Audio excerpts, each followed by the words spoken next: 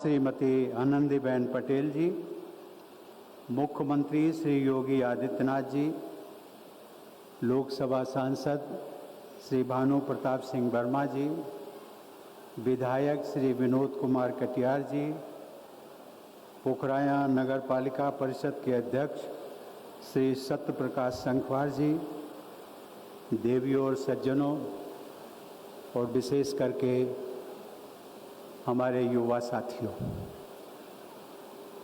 मैं देख रहा था कि सबसे पीछे युवा शक्ति खड़ी हुई है। युवाओं में ऊर्जा होती है और ऊर्जा का प्रदर्शन भी वो बीच बीच में करते रहते हैं।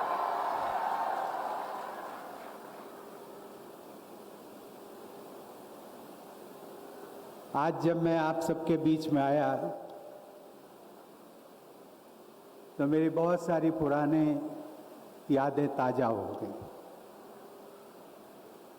सचमुच में आज से ठीक 30 बरस पहले, 30 बरस का बहुत लंबा समय होता है, वर्ष 1991, और उस समय एक राजनीतिक दल ने मुझे घाटमपुर लोकसभा का चुनाव लड़ाया था और तब मैं पहली बार पोखराया मैंने आकर के यहाँ के लोगों से मिला। इतनी आत्मीयता, इतना प्यार और इतना सम्मान वो मैंने अपने जीवन में पहली बार देखा था।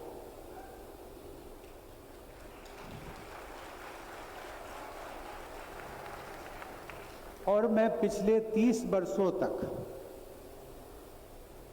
बहुत गंभीरता के साथ ये अब बात मैं कहता हूँ कि मेरा कार्यक्षेत्र पोखराया रहा। कानपुर देहात होते हुए भी केंद्र बिंदु पोखराया, लोकसभा का चुनाव लड़ा तो पोखराया, विधानसभा का चुनाव लड़ा तो पोखराया, राज्यसभा का चुनाव लड़ा तो पोखराया,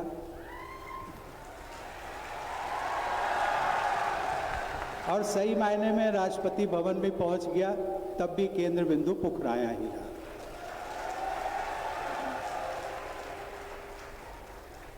और इस बार जब मुख्यमंत्री जी मुझे लगभग 15-20 दिनों पहले राष्ट्रपति भवन में एक शिष्टाचार मुलाकात के दौरान में आए थे, तो उन्होंने कहा था कि उत्तर प्रदेश कोरोना की गति कम पड़ रही है, उत्तर प्रदेश आपको अपने गांव भी जाना है, कानपुर देहात भी जाना है।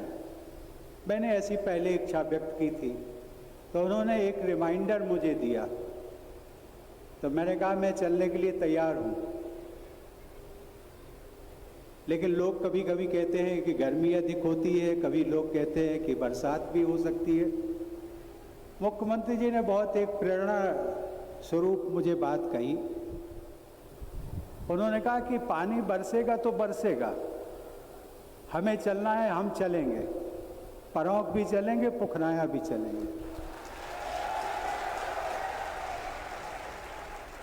और आज मैं देख रहा था, हम पोखराया भी हो आया, परौंक भी हो आया सुबह, और पोखराया भी हो आया, पानी भी नहीं बरसा। ये एक प्रेरणा जो मुझे मुख्यमंत्री जी से मिली और जो मेरे दिल में एक अकुलाहट थी कि मैं कितनी जल्दी से जल्दी अपने गांव पहुंचूं, पोखराया पहुंचूं, अपनी कर्मस्थली पहुंचूं। और इस बार मैंने उसी प्रकार का कार्यक्रम भी बनाया। मैंने कहा कि इस बीच में मुझे रेल मंत्री जी ने एक अनुरोध किया, निवेदन किया। उन्होंने कहा कि राष्ट्रपति जी आप ट्रेन से यात्रा कब से नहीं की। मैंने कहा मुझे लगता है कि जब मैं बिहार का गवर्नर था उसके पहले सन 2014 तक मैंने ट्रेन की यात्रा की थी, उसके बाद में नहीं की। तो उन्होंने कहा नहीं, इस बार मैं आपसे निवेदन करता हूँ, इस बार हमारी जो सबसे एक प्रेसिडेंशियल ट्रेन होती है, सैलून होता है, उससे आप ट्रैवल करिए और देखिए कि पिछले 6-7 वर्षों में रेलवे ने कितनी प्रगति की है। और मुझे एक रेलवे के प्रोजेक्ट को बारीकी से देखने की मुझे उत्सुकता थी, और वो उत्सुकता मैं आप सबसे साझा इसलिए कर रहा हूँ क्योंकि पुखराया नगर एक व्यापारिक केंद्र भी है, व्यापारी वर्ग का तक है। आप देश की आर्थिक नीति को, आर्थिक नब्ज को, उसको देश की इकॉनमी को समझते हैं। तो मुझे एक बात लगी उनकी अच्छी, जब उन्होंने कहा कि हमने फ्रेट कॉरिडोर बनाया और उसको हम दिल्ली से कोलकाता तक ले जाना चाहते हैं। उसका बहुत कुछ काम कानपुर तक तो पूरा हो गया, आगे भी बढ़ रहा है। मित्रों, मैंने देखा, वो प्रोजेक्ट देखा, और कई स्टेशनों पर उन्होंने बाईपास दे करके, मतलब रेलवे का एक डबल ट्रैक, यदि हम कहें कि जो पहले 2 लाइनें चलती थी अब 4 लाइनें हो गई। ये बात दूसरी है कि 2 लाइनों पर केवल अब जो है मालगाड़ियाँ चलेंगी, और वो मालगाड़ियों की रफ्तार ये होगी जा करके कि आपको दिल्ली से और हावड़ा तक जो है वो 14 और 15 घंटे में पहुंच जाएंगे। कानपुर आपको 4 से 5 घंटे में, पटना आपको 8 से 10 घंटे में। ये इसकी जो त्वरित गति है ये हमारी इकॉनमी को बढ़ाने वाली है, और इसलिए मैंने वो प्रोग्राम बनाया कि मैं उस ट्रेन से चलूँगा, और कानपुर देहात के जो हमारा क्षेत्र है उस क्षेत्र को भी मैं टच करूँगा।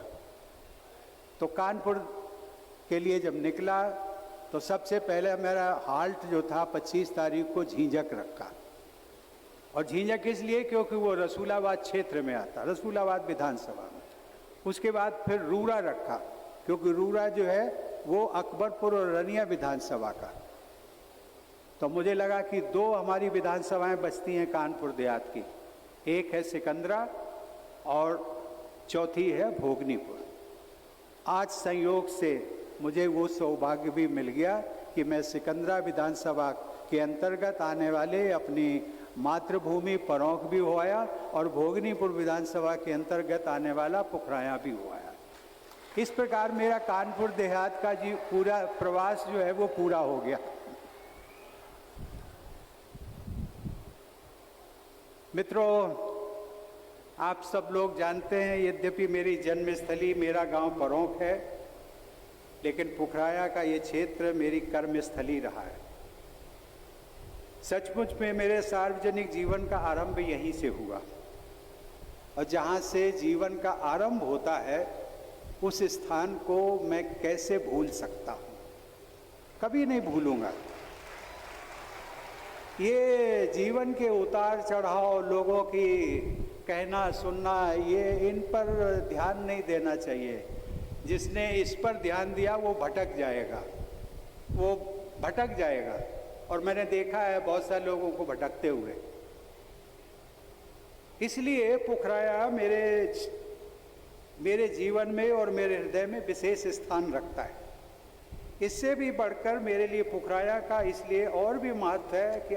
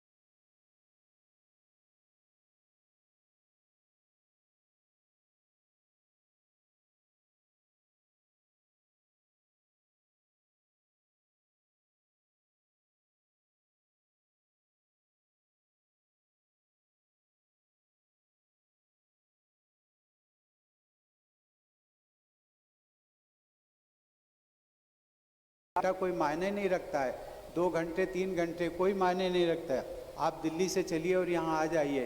तो मैंने उनको एक बात कही थी, मैंने कहा था कि आपकी बात में सच्चाई है, लेकिन उसका विश्लेषण करिए।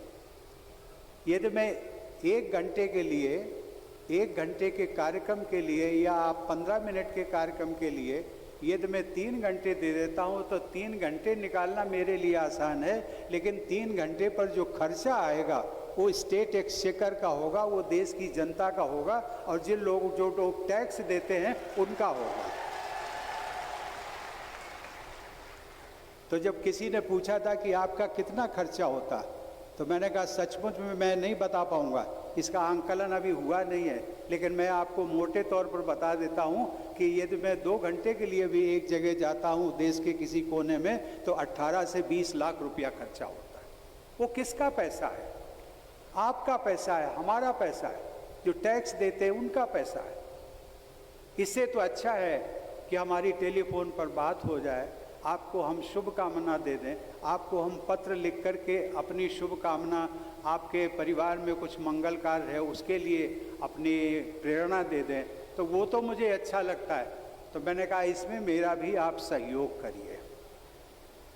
मैं अपने सार्वजनिक जीवन की शुरुआत में जो लोगों ने स्नेह और शक्ति अपनी जीवन यात्रा में मुझे आत्मविश्वास के साथ साथ आगे बढ़ते रहने का एक मार्गदर्शन दिया, आप सबके प्रेम और शुभकामनाओं की बदौलत मैं न केवल उच्चतम न्यायालय तक पहुंचा, बल्कि वहां से राज्यसभा, राज्यसभा से राजभवन तथा राजभवन से राष्ट्रपति भवन तक पहुंच पाया।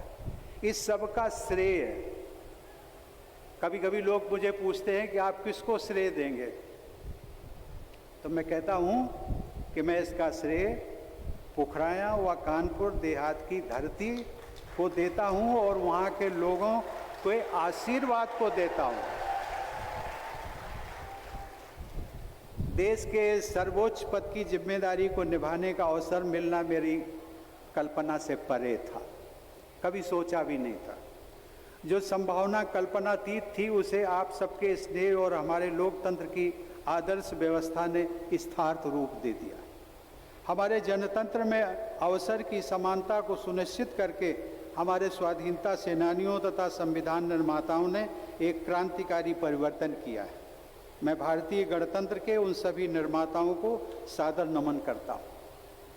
बहनों और भाइयों, आज मुझे अपने कुछ प्रियजनों, मित्रों और विशिष्ट जनों का स्मरण होता है जो अब हमारे बीच में नहीं है। ऐसी दिवंगत विभूतियों में सत्यनारायण सचान, राजा राम तिवारी, उदय नारायण अग्रवाल, डॉक्टर बिशंबर सचान, डॉक्टर धर्मनारायण अग्रवाल, केदार द्विवेदी, सीताराम गोयल, अरविंद सचान और कमल रानी वरुण शामिल हैं, जिनकी पूर्ण स्मृतियां मेरे हृदय में आज भी बनी हुई हैं।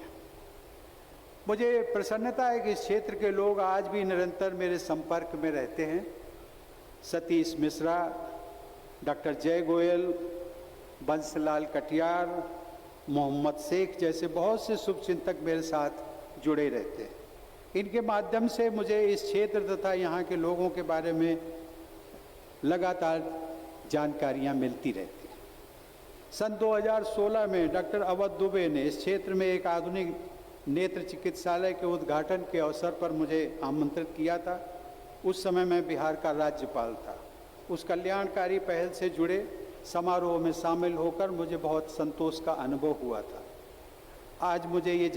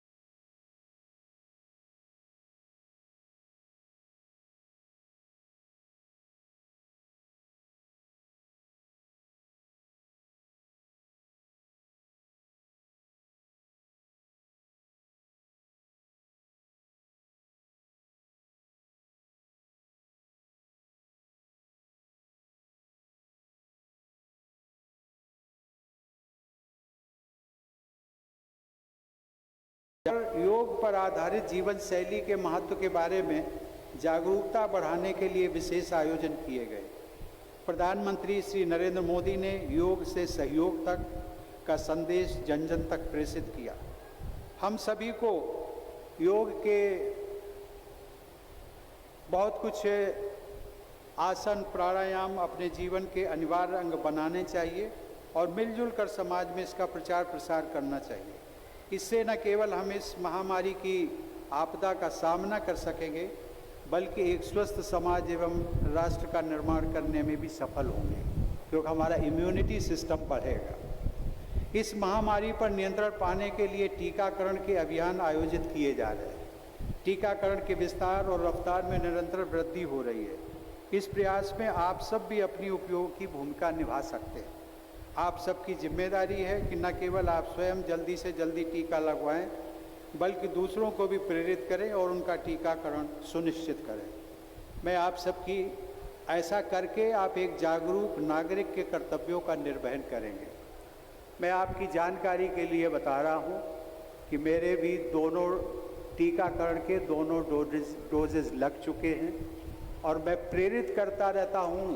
और मैंने आज जिला अधिकारी महोदय कानपुर देहात से कहा भी है कि आप प्रयास करिए कि इस प्रकार के टीकाकरण के लिए आप कैंप लगाएं। जिन लोगों ने लगवा लिए हैं उनकी जिम्मेदारी बनती है कि आप कम से कम अपने परिवार के, अपने पड़ोसी, अपने रिश्तेदार उनको प्रेरित करें, उनको ले जा कर के टीकाकरण केंद्र पर उनके टीके लगवाएं। क्योंकि जो कहावत है कि जान है तो जहान है, यदि हमारा प्रिय हमसे चला जाता है तो उसके बाद फिर टीकाकरण की बात करना बेईमानी हो जाती है। पोखराया क्षेत्र के मेरे प्यारे भाइयों और बहनों, इसी वर्ष मार्च और अप्रैल में कुछ दिनों के लिए अपनी चिकित्सा के लिए मुझे अस्पताल में रहना पड़ा। उस दौरान बहुत बड़ी संख्या में लोगों ने देश और विदेश से मुझे शुभकामना संदेश भेजे। पोखराया के लोगों ने बहुत अपनेपन से भरे हुए संदेश भेजे थे। मुझे ये भी बताया गया है यहाँ कुछ लोगों ने मेरे बेहतर स्वास्थ्य के लिए विशेष अनुष्ठान भी आयोजित कराए। आप सबकी मंगल कामनाओं व प्रार्थनाओं के लिए मैं हृदय से आभार व्यक्त करता हूँ। अंत में जो हमारा युवा वर्ग, युवा तो सभी हैं, मुख्यमंत्री भी युवा हैं, आप सब लोगों में से अधिकांश लोग युवा हैं और हम लोग जो मंच पर बैठे हैं उम्र की दृष्टि से आप कह सकते हैं कि आप युवा नहीं हैं, मैं और आनंदी बहन पटेल, लेकिन मैं कह सकता हूं कि आपकी उम्र को देखते हुए युवा वर्ग का, युवा का जो उत्साह होता है, काम करने की ललक होती है, वो मेरे में और महामहिम में आप लोगों से भी ज़्यादा है। पीछे जो हमारा युवा वर्ग खड़ा है, युवाओं साथियों, आप न केवल कानपुर देहात या उत्तर प्रदेश के भविष्य हैं बल्कि इस देश का भविष्य हो। आपको अपनी ताकत पहचाननी है, आपको अपनी ऊर्जा पहचाननी है,